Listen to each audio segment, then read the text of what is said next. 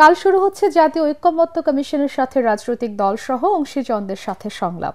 এর মাধ্যমে সংস্কার ও নির্বাচন ইস্যুতে ঐক্যমত্য পৌঁছাতে চায় সরকার। শনিবার বিকেল ৩টায় বৈঠক অনুষ্ঠিত হবে বিএনপির সঙ্গে। শিল্প উপদেষ্টা আদিলুর রহমান জানিয়েছেন, এমন পদক্ষেপ নিতে হবে যেন নতুন বাংলাদেশে ফ্যাসিবাদ আর মাথাচাড়া দিয়ে উঠতে না পারে।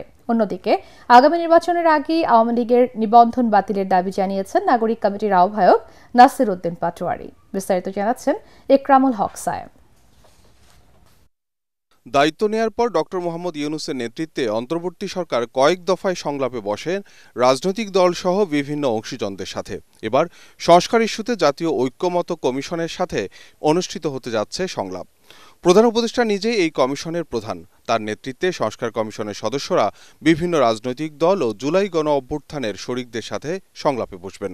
শনিবার বিকেল ৩টায় বিএনপি মহাসচিব মির্জা ফখরুল ইসলাম আলমগীরের নেতৃত্বে একটি প্রতিনিধি দল অংশ নেবেন সংলাপে। সংস্কারগুলো কি করতে হবে, কিভাবে করতে হবে সেটা কিন্তু আমরা বলিনি, কারণ সেটা আমাদের এই দায়িত্ব দেয়া হয়নি। এই দায়িত্ব রাজনৈতিক দলগুলোর সাথে ইন্টারিম গভর্নমেন্ট আলোচনা করবেন।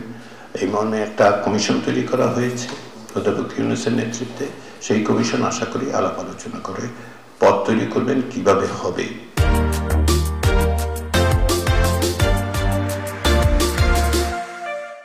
রাজধানীতে এক অনুষ্ঠানে শিল্প উপদেষ্টা আদিলুর রহমান সংলাপ ইস্যুতে বলেন, ঐক্যবদ্ধ পদক্ষেপের মাধ্যমে নতুন বাংলাদেশে ফ্যাসিবাদ ঠেকাতে হবে। আগামীকাল থেকে যে সংস্কার নিয়ে আলোচনা শুরু হবে রাজনৈতিক দলগুলোর সঙ্গে, এই সংস্কারের আলোচনা দেশে একটা গণতান্ত্রিক ব্যবস্থা প্রতিষ্ঠার জন্য এগিয়ে নিয়ে যাবে দেশকে। আমি আশা করি বাংলাদেশ কখনোই আর ফ্যাসিবাদের দিকে ফিরে যাওয়ার সুযোগ রাখবে না।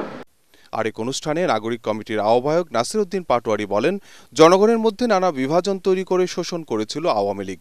নতুন রাজনৈতিক দলে আদর্শিক বিভাজন থাকবে না বলে জানান তিনি। গণতান্ত্রিক প্রক্রিয়ার মধ্যে খুনি কোনো ব্যানার যদি থাকে, তাহলে আমরা মনে করি খুনি হাসিনার বিচার এবং আওয়ামী লীগের ব্যানার, এই দুইটি যদি আগামী নির্বাচনে আমরা সুরাহাভাবে সমাধান না করতে পারি, তাহলে আগামীর বাংলাদেশের যে মানুষগুলা শহীদ হয়ে আত্মত্যাগের মধ্য দিয়ে একটি গণতান্ত্রিক বাংলাদেশ চেয়েছিল, সেই গণতান্ত্রিক বাংলাদেশের ফেরার কোনো আমাদের পথ নেই।